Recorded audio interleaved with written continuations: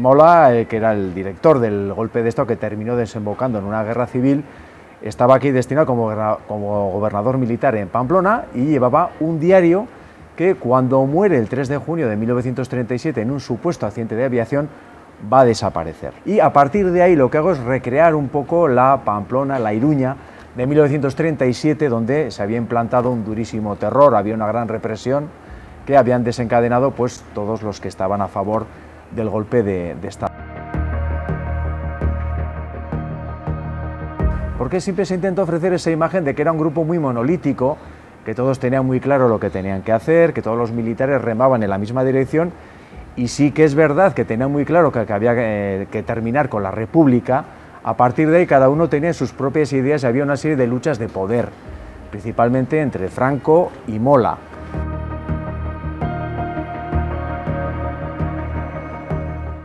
Es una historia que sí que es verdad que ha pasado un tiempo, pero que nos entronca muy directamente con el presente. Por lo que comento, porque Mola en realidad hasta 2016 estaba todavía en Los Caídos y hay muchísima gente que todavía está intentando localizar a esos familiares que fueron fusilados, que fueron ejecutados en cunetas, de mala manera en los montes, y de hecho todavía se siguen encontrando fosas, cada vez es más complicado, pero siguen apareciendo fosas de personas a las que se les ejecutó, se les asesinó en aquella época. Entonces sí que es verdad que es pasado, pero a la vez es un pasado muy presente y con unas heridas que todavía están muy abiertas.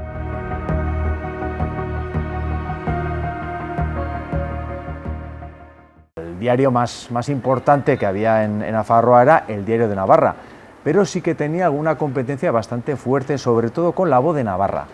que era un medio de comunicación vinculado al PNV, es decir, tenía unas ideas próximas al nacionalismo vasco, aunque dentro de lo que es la prensa de derechas, digamos así, también estaba el pensamiento navarro. Pero lo cierto es que el Diario de Navarra en aquel momento era un periódico muy moderno, o sea, porque contaba con teletipos, sí que en ese sentido estaba ganándole la partida, pues por ejemplo, al Pensamiento Navarro, que era un periódico igual pues más anquiloso en otros tiempos, a pesar de que el carlismo era una fuerza muy preponderante en Nafarroa en aquella época. Lo cierto es que el Diario de Navarra sí que tenía un aire diferente, entonces digamos que era el periódico más importante que en esos momentos existía en Nafarroa, pero como digo, también tenía ese contrapeso de La Voz de Navarra,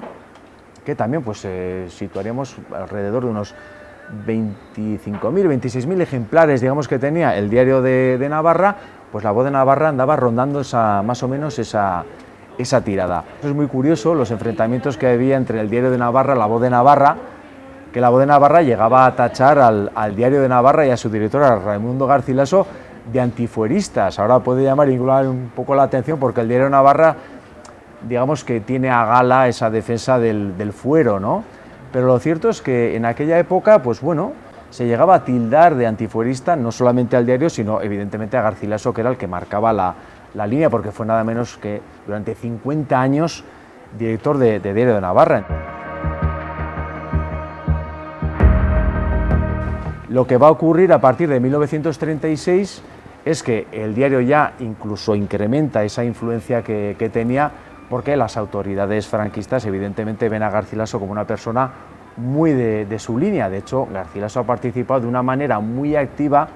para que el golpe militar que Mola estaba organizando en Iruña prospere, de tal manera que los carlistas se sumen a esa sublevación que estaban organizando los militares. Entonces el diario sí que es verdad que con la figura de Garcilaso, con ese papel que tiene, pues todavía incrementa su influencia dentro de Nafarroa. El que se queda fuera de la ecuación es La Voz de Navarra, porque lo que van a hacer los falangistas es, cuando ya se producen las sublevaciones, asaltar las instalaciones del diario de La Voz de Navarra y se van a incautar pues toda la maquinaria, todos los elementos, todo lo que tenía La Voz de Navarra para salir a la calle. Va a encarcelar a su director, a José Aguerre, y dentro de las instalaciones de La Voz de Navarra, a partir del 1 de agosto de 1936, se va a empezar a publicar Arriba España, que era un diario directamente vinculado con la Falange. Ahí sí que ya el diario se queda, pues,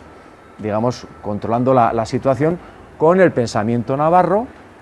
que va a sobrevivir también, porque va a haber un grupo de carlistas, precisamente los más afines al franquismo, que se van a hacer con la propiedad del pensamiento navarro. Entonces sí que sigue el pensamiento, pero digamos que ya el diario pues, va alcanzando cada vez una mayor hegemonía dentro de lo que es el panorama de los medios de comunicación en Nafarroa.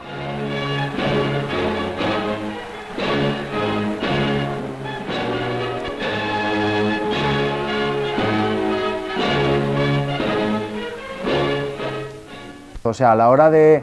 recordar, por ejemplo, ese pasado que tiene, pues a través de su director, una figura tan especial, ¿no? Un director de 50 años, eso no es fácil de conseguir.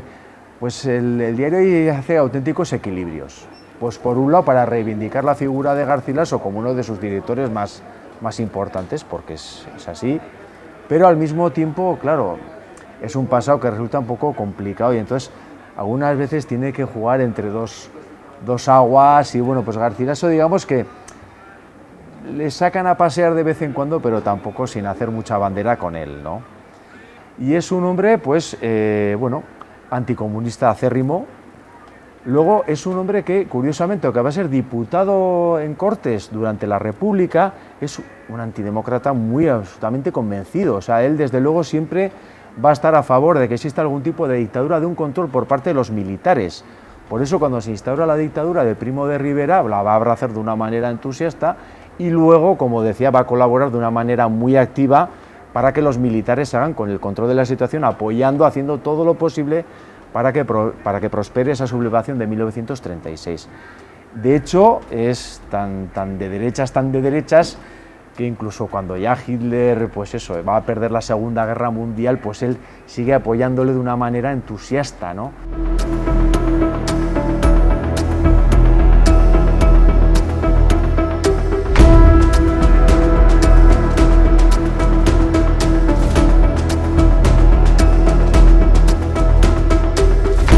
El papel de Garcilaso es muy importante, es destacadísimo para que de alguna manera llegara a prosperar la sublevación militar. Hay que tener en cuenta que Mola, cuando llega aquí a Iruña, Pamplona, era marzo de 1936 y era un perfecto desconocido. O sea, cayó aquí porque el gobierno del Frente Popular quería alejarlo de Madrid y pensó que un buen lugar era, por ejemplo, Iruña. Ahí cometió un error de bulto, porque claro, llegó Mola con sus planes ya para entonces era conocido como el director, él ya estaba organizando esa sublevación militar, iba a llegar a una tierra donde ya los carlistas por su cuenta también estaban organizando su propia sublevación en contra de la República. La cuestión era hacer confluir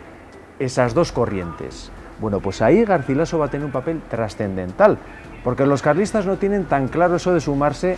a los militares, y Mola le interesaba contar con el apoyo de los carlistas porque era tener mucha carne de cañón a su disposición, pero bajo su mando y controlando muy bien a esas tropas tan entusiastas. Entonces ahí va a estar Garcilaso encargándose de conseguir que confluyan esas dos corrientes en contra de la República. Incluso se va a trasladar a Portugal para estar con Sanjurjo. Sanjurjo estaba exiliado en Portugal porque había protagonizado un primer intento de golpe de Estado contra la República en 1932. Y Mola consideraba que Sanjurjo era la persona idónea, el militar, por su prestigio, por su ascendente respecto a todos los demás, tenía que ser el que liderara ese movimiento en contra de la República. Entonces lo que va a hacer es Garcilaso desplazarse a Portugal para comunicarle cuáles son los planes de Mola y del resto de generales. A ese nivel tenía confianza Mola en él. Y Sanjurjo le va a dar el visto bueno, dice que sí, que está de acuerdo, que comparte plenamente lo que están haciendo esos militares y que está dispuesto a ponerse al frente de esa sublevación. Lo que va a ocurrir es que cuando le envían un avión para que se traslade y se haga cargo de esa sublevación militar, se va a estrellar y va a morir.